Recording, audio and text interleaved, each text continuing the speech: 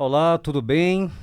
Hoje estamos começando o primeiro podcast que a gente vai dar a continuidade sobre o projeto que a gente está vendo ali, os filhos do Alzheimer, que na verdade a gente colocou como os desafios do Alzheimer.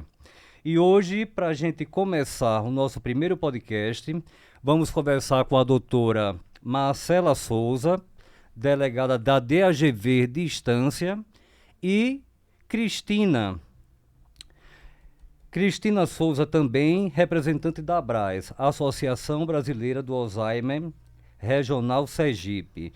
É um prazer estar com vocês duas hoje. Vamos lá se apresentar, Cristina. Noite, obrigada pela oportunidade, né, de estar nos dando aqui a Abras Regional Sergipe. Eu sou Cristina Souza, né? No momento estou conselheira fiscal, porém faço também a parte administrativa, coordeno alguns eventos, enfim, é um pouquinho de tudo porque a associação ela vive com voluntários. Vamos falar também com a doutora Marcela Souza, que é delegada da DGV hoje de Distância, para falar sobre as questões da vulnerabilidade do idoso. Boa noite, César. Obrigada pelo convite. Parabéns pela iniciativa. Um nome muito criativo, inclusive, né? Os Desafios do Alzheimer. Boa noite também. Boa Cristina noite. Souza. Estou aqui também para aprender contigo, né? Que trabalha diretamente com os idosos ali com Alzheimer. Bem, a Delegacia de Atendimento a Grupos Vulneráveis, né, ela está presente nas maiores cidades aqui de Sergipe, né, é um departamento, aqui em Aracaju é um departamento, né, um prédio maior, em que há especialidades em cada andar ali. Nos municípios, nos maiores municípios, no meu caso, Estância, a gente atende ali os grupos vulneráveis, como mulher vítima de violência doméstica, criança, adolescente e idosos. O idoso com Alzheimer é uma pessoa hipervulnerável, né? Além da idade, os maiores de 60 anos, que a lei aqui do idoso no Brasil protege, há uma hipervulnerabilidade. Inclusive, tem um trabalho de um delegado aqui chamado Gabriel Nogueira, que ele fez uma tese, dissertação do mestrado dele, que ele fala sobre essa hipervulnerabilidade de idosos que também têm uma comorbidade, né? Foi delegado da Delegacia do Idoso daqui de Aracaju. Maravilha. Hoje eu estou em Estância, já fui delegada também de grupos vulneráveis em Lagarto, mas antes disso eu era escrivã de polícia e eu trabalhei na Delegacia do Idoso, né?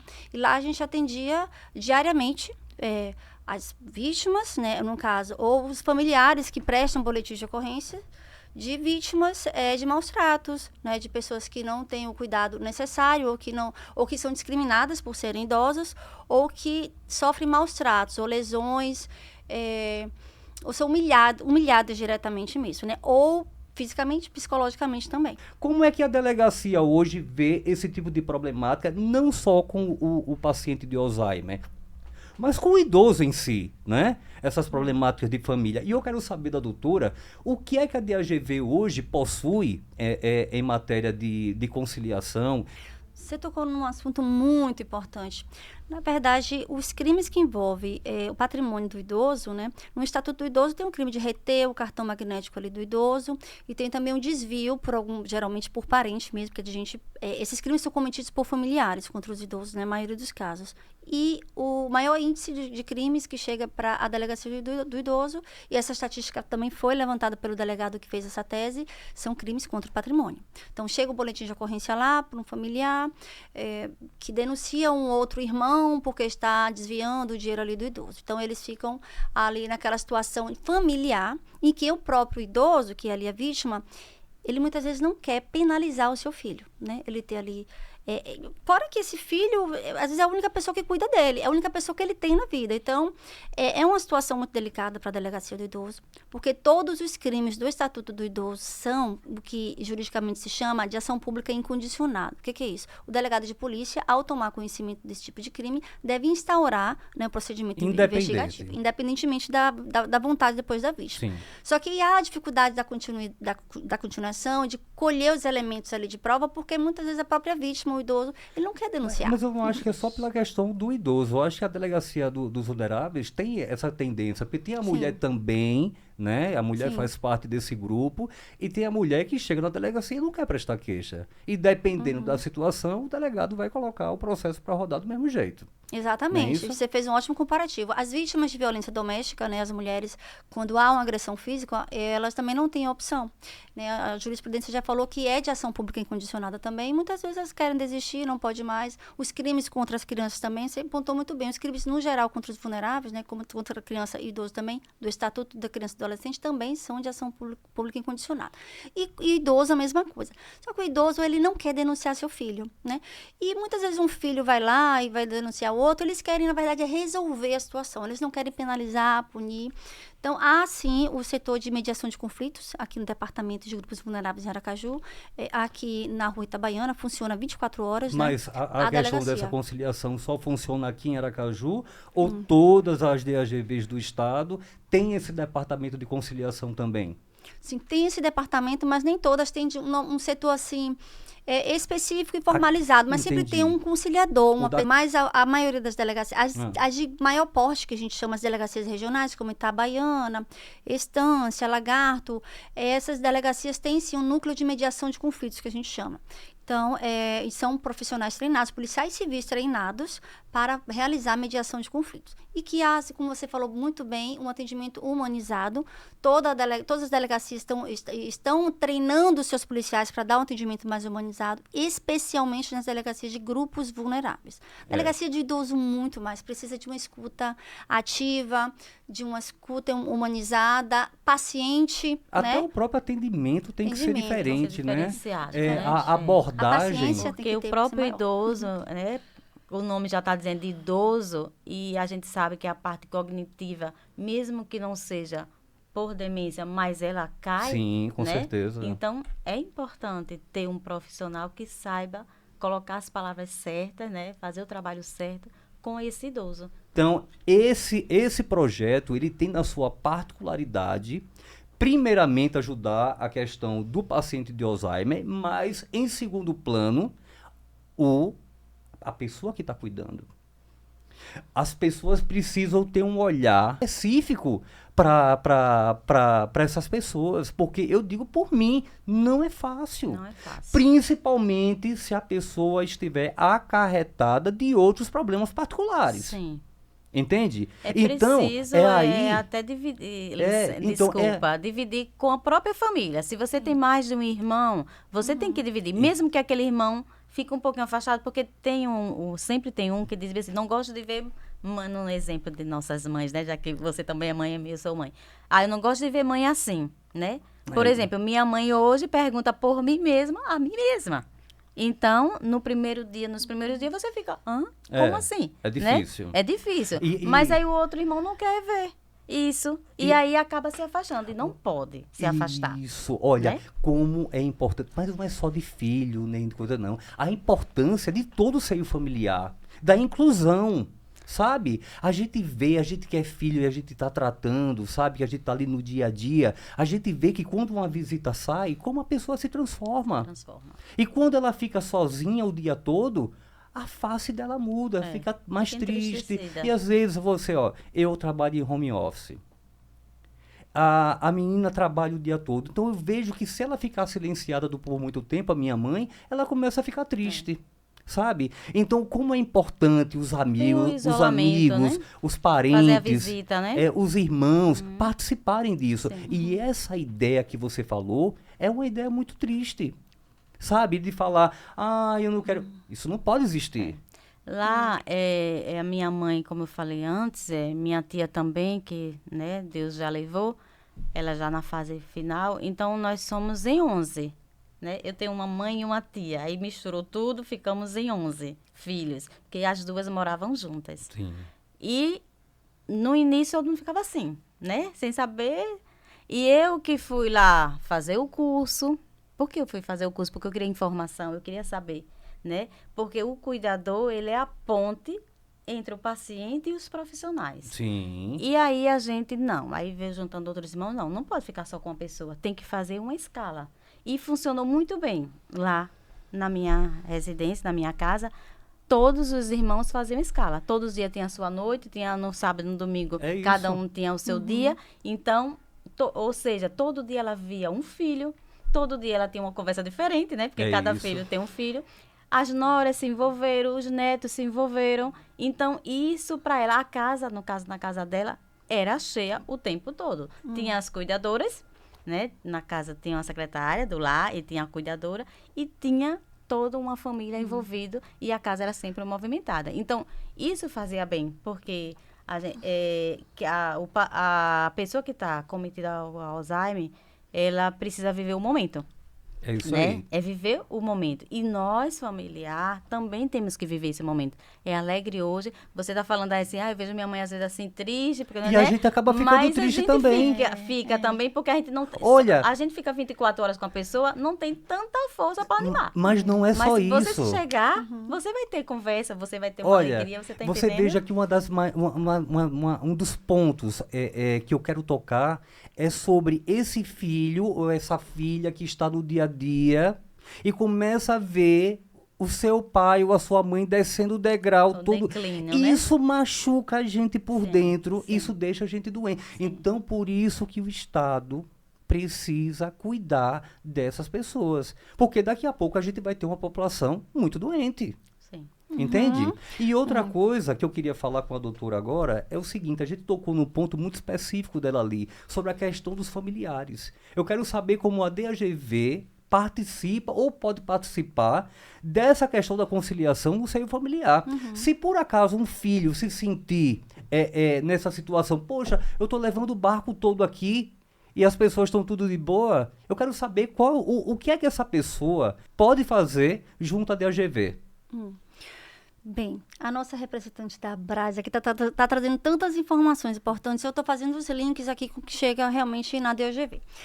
As delegacias, elas têm esse papel primordial repressivo, né? Que é agir quando aconteceu já um crime. Mas na delegacia de grupos vulneráveis, especialmente na DGV, de Aracaju, nas do interior, e quando atende esse público, ela vai além, né?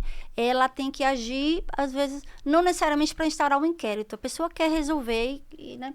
E ela acabou de falar dessa sobrecarga que alguns filhos têm, né? Muitas vezes chega um boletim de ocorrência que se aponta o único cuidador, o filho, que está sobrecarregado de negligência. Aí ele chega lá e fala, ele está estressado, né? Pela sobrecarga, ele não aguenta. Ele não aguenta sozinho. Então, às vezes, ele não dá conta de fazer tudo. E adoece também. Então, a gente chama essa família, chama os filhos, né? Eu já fiz mediação de conflitos na Delegacia do Idoso, já fiz quando eu era escrivã também no Santa Maria. E o que eles querem é dividir tarefas. E eu já realizei várias mediações, né? Já fiquei ali à frente de algumas mediações e que foi distribuído tarefas dia a dia, horário, escala. E deu certo? Escala, e deu certo, sim. Porque eles queriam, assim, menos sobrecarga. Eles queriam essa divisão, queriam não ter, ou se aponta, ou ele vai fazer o boletim, ou é apontado como negligência, ou vai lá pedir ajuda, né? Eu não aguento só. Aí chama ali os irmãos, 3, 4, realmente um ou outro, às vezes pode se afastar. E é difícil se forçar o afeto. Afeto não se força, amor não se força. Mas, por exemplo, o que não podia, ou não tinha tempo, ele contratava uma cuidadora para fazer a parte dele, na escala dele. Sim. Então, isso aconteceu diversas vezes na Delegacia do Idoso e vem acontecendo nas delegacias de todo o estado de Sergipe, né? Acredito que seja uma tendência, assim, nas delegacias Brasil, porque é uma situação, além do legal, né? É uma situação social. Acredito que você vai chamar pessoas aqui, CREAS, CRAS, saúde, né? Nós recebíamos muitas denúncias diretamente do Salve Idoso, que tem em Aracaju, em que os postos de saúde, as unidades de saúde, quando desconfiam de situação de negligência com o idoso, são obrigados. Mandam diretamente para a delegacia do idoso. Sim. Aí o delegado de polícia, ele faz uma ordem de serviço e a equipe de agentes vai até o local da residência do idoso e faz ali. Faz um relatório, né? Do que constatou, tem maus tratos, como é que está vestido, como é que está a aparência física, né? Isso é levado ali no âmbito de investigativo também. Eu vou tirar por mim. Eu larguei tudo em São Paulo para vir para Aracaju cuidar dos meus pais, né? Então, eu tenho uma situação, eu cheguei com uma situação privilegiada. Eu pude trabalhar em home office, mas nem todo mundo consegue fazer isso. E é muito importante abrir esse canal de comunicação, principalmente com o público que toma conta do idoso, porque nem todo mundo tem essa flexibilidade de ter essa vigilância com seu pai, com a sua mãe, 24 horas. 24. Então, é Impossível. importante que a gente leve a informação dos sinais que o idoso dá se ele estiver sendo agredido. Porque mesmo que o idoso esqueça, é que nem a criança. A criança ela não vai falar, mas ela dá os sinais, entende? Sim, sim. Então, é muito importante a gente passar para a sociedade, entendeu? Principalmente para esses filhos que têm esses pais, cada vez tem 2 cuidadores, né? Tem condição, Sim. mas às vezes a gente não pode deixar só a mercê. A gente tem, olha, eu todo domingo, independente de ter uma cuidadora que dê banho na minha mãe, eu mesmo dou banho nela. Certo. Porque é a hora que eu vou verificar verificar. o corpo. Eu olho debaixo da axila, eu olho na cabeça para ver se tem tem, hematomas, se tem hematoma, né? Mas- Olho pelos braços. Isso é muito importante, Importantíssimo. né? Isso é muito importante. Agora, tem outras coisas que nós não conseguimos evitar se não tivermos a par da tecnologia. Como? São as agressões verbais, Sim. né? Que para mim é a pior. Né? Verdade, Você ser verdade. humilhado ali. Sim. Então, através da tecnologia, estou dando um conselho aqui para quem tem pai e mãe, é câmera. E às vezes o cuidador, né, esse que não é cuidador, é o mal, né, vamos dizer assim. Aí é outro ponto que a gente vai Né? conversar daqui a pouco. Ele, às vezes, não oferece comida, porque, às vezes, o idoso não sabe se comeu ou não. Não, não eu é que ele, digo não por é que minha ele mãe. oferece Minha mãe comida. almoçou agora e eu já almocei. Mas Então, o pro- o cuidador leva Mas tem outro comida, problema né? também. Tem outro problema de colocar comida, o idoso ter algum problema ali e deixar para lá. Bom, não quer comer, não coma, já era. exatamente, Entende? exatamente. Então, se você não consegue ter uma vigilância que nem eu e tal, você tem que partir para a tecnologia. Agora eu lhe pergunto, e quem não tem dinheiro para comprar as câmeras, como é que faz? Por isso que eu vou bater na tecla que o governo do estado precisa catalogar todos os Todas as pacientes de pessoas. Alzheimer e saber qual é a situação que eles estão vivendo. Por isso também que é importantíssimo o familiar se informar. Porque com a informação, além de você estar fortalecido, você sabe como conduzir tanto o cuidador, O problema... né, e como você conduzir o seu próprio ente querido. Porque você sem a informação, a cuidadora vai chegar, ela não quis comer. Sim, você fez o quê? Ou então, ela não quis comer por quê? Não, porque... Aí se você não tem informação, você acha que é normal. Então, mas o Ou esperar problema... a consulta Mas isso é médica. doença. entendeu? Mas o problema e você todo informado, é não. que essa informação ela não chega para ele. Você vai ter que procurar. Entende? Se você hoje, vamos dizer, chegar na Secretaria de Saúde, ou você for numa UPA hoje, se você chegar para lá e dizer assim, estou com minha mãe com Alzheimer, estou tendo dificuldade, eu precisava de uma consultoria na minha casa para saber o que é que eu preciso fazer. Você acha que alguém vai lá? Eu tenho certeza que a partir desse bate-papo aqui, eu aprendi muito com vocês hoje, né? Porque vocês são os próprios desafios do Alzheimer, né? Eu não tenho uma pessoa próxima a mim ainda, né? Eu conheci a mãe do César, mas um familiar meu que tem Alzheimer. Sim. Então, assim, hoje eu aprendi muito. A partir desse bate-papo aqui, muita gente vai aprender. Eu acho que vai acender uma faísca nessas pessoas de esperança. Nossa, olha, eu tenho um apoio ali. As pessoas vão aprender mais, né? Diante de tudo que vocês falaram, sobre a questão de quanto é complexo, de quanto precisam a interdisciplinariedade no tratamento desse assunto. Você falou várias coisas que importam ali, ele também, na qualidade de vida do paciente e do familiar, né? Que ele é um paciente ali em segundo grau do Alzheimer, né? Porque tem um estresse de cuidar, né? Deixa de viver, creio, né? Se não tem um cuidador, porque nem todo mundo tem oportunidade de pagar um cuidador, Sim. ele vai deixar de viver, né? Não vai se afastar do trabalho, né? E olha que tem filhos pequenos, às vezes Sim. precisa cuidar do paciente, do pai e a mãe que tem Alzheimer.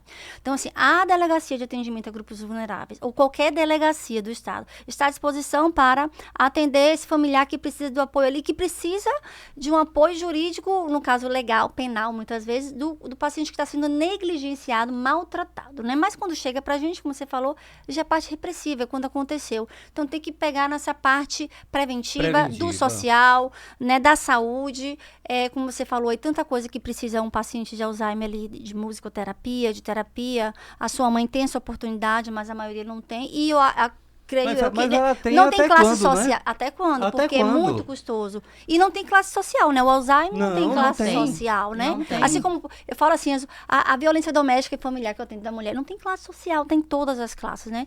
E então, desejo muita sorte para esse projeto, que ele cresça de maneira vertiginosa em Sergipe, precisa, porque muita gente precisa disso. Parabéns a Braz, parabéns a César que está iniciando esse projeto. Essa rede de apoio, Sim, né? com Porque certeza. É a sozinhos, rede de apoio. saúde, da assistência social, do município, estado e também de associações também ligadas diretamente até a federações, né? E universidades, como vocês bem falaram. Sim. Como o familiar, como alguém que esteja vendo que esse paciente esteja passando por problema, como ele pode fazer para denunciar sem se envolver? Ok, muito importante você falar sobre isso. Eu disse que 100, a pessoa pode fazer uma denúncia anônima. Eu disse que 100 é um canal de comunicação direto com direitos humanos em Brasília. E esse número, as denúncias são encaminhadas diretamente para a delegacia do bairro onde a pessoa mora, Sim. né? Além do Disque 100, tem o número específico da Polícia Civil, que é o 181. Esse número é o que leva diretamente a informação para o delegado de polícia, chega no e-mail da delegacia, chega no e-mail do delegado. Então, as denúncias podem ser feitas de maneira anônima, não precisa falar, né, que se identificar. Vamos escolher dados ali importantes, básicos, como onde fica, né, a localização, o tipo de agressão ali que está sofrendo o idoso, de negligência, se é física, se é psicológica, os dados básicos, né, para lhe dar o pontapé inicial para uma investigação que o delegado vai fazer em qualquer município, né, independente de se ter um especializado ou não, né. O delegado, ele atende ali a violação de qualquer direito ali, no aspecto penal, do idoso, no caso. No meu caso, não é uma especializada em instância, mas aqui em Aracaju, inclusive, é o único município em Sergipe que tem uma delegacia específica do idoso da pessoa com deficiência. Fica ali no primeiro andar, aqui na Rua Itabaiana. Então, No centro da cidade. no né? centro da cidade. A pessoa pode diretamente fazer um boletim de ocorrência, que pode ser feito também de forma anônima, se quiser lá dar mais detalhes, ou pode ligar Entendi. e fazer essa denúncia, é muito importante. Já aproveitando aqui que está no finalzinho para agradecer esse convite de estar aqui hoje, acredito que realmente esse papo deve ser levado para um número, né, muito grande de pessoas que precisam ter essa informação que vocês passaram Sim. aqui hoje para a gente, e me coloco à disposição como delegada de polícia para apoiar esse projeto aí, que tenho certeza que vai crescer e precisa da ajuda de muita gente para que Com isso certeza, aconteça. Cris. Com certeza. O contato, a Abraz, ela fica no Centro Médico Odontológico, no 4º andar, né, na sala 403, funciona pela manhã, de 8 às 12, o telefone 79999758256 ou 996056352. Ou vocês também podem entrar em contato pelo nosso Instagram, @AbrazSergipe.